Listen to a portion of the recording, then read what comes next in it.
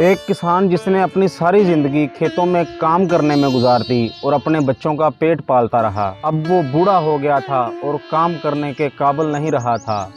अब वो घर में चारपाई पर बैठा रहता था और रात को कमरे में जाकर सो जाता। उसका बेटा अब जवान हो चुका था और बाप की जगह पर वो ही खेतों में काम करता था। काम के दौरान जब अपने बाप को चारपाई पर बैठा देखता तो सोचता, मैं इस गर्मी और धूप में अपना पसीना बहा रहा हूँ, अपना काम कर रहा हूँ और मेरा बाप सुकून से चारपाई पे बैठा है और अब ये कोई काम नहीं करता और किसी काम का नहीं रहा।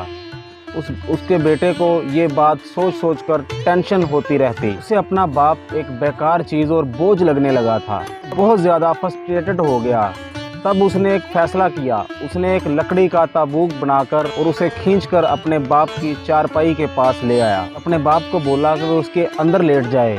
एक लफ्ज़ बोले बगैर उसका बूढ़ा बाप उसमें लेट गया। बेटे ने उस ताबूत का ढक्कन बंद किया और उस ताबूत को घसीटते हुए पहाड़ की चोटी तक ले गया। वो पहाड़ की चोटी पर पहुंचने के करीब ही था कि उसने ताबूत के अंदर से एक ठक ठक की आवाज़ सुनी।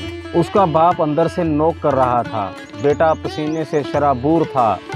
उसने उस ताबूत को खोला। बाप अंदर बड़े सुकून से लेटा हुआ था। उसके चेहरे पर कोई परेशानी नहीं थी।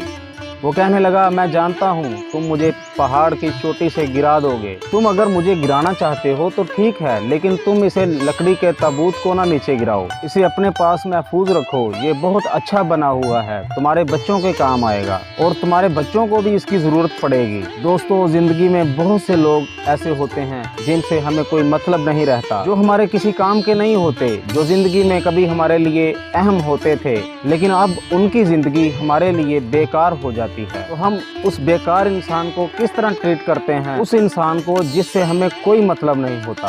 दोस्तों, हमें उसी तरह उन लोगों को इज्जत और अहमियत देनी चाहिए जैसे हम उन लोगों को देते हैं जिनसे हमें मतलब होता है, मुफाद होता है। उसी प्यार और मोहब्बत से उनके साथ बर्ताव करना चाहिए जिस तरह हम तब करते थे जब वो हमारे लिए अहम थे, वैल्यूएबल थे।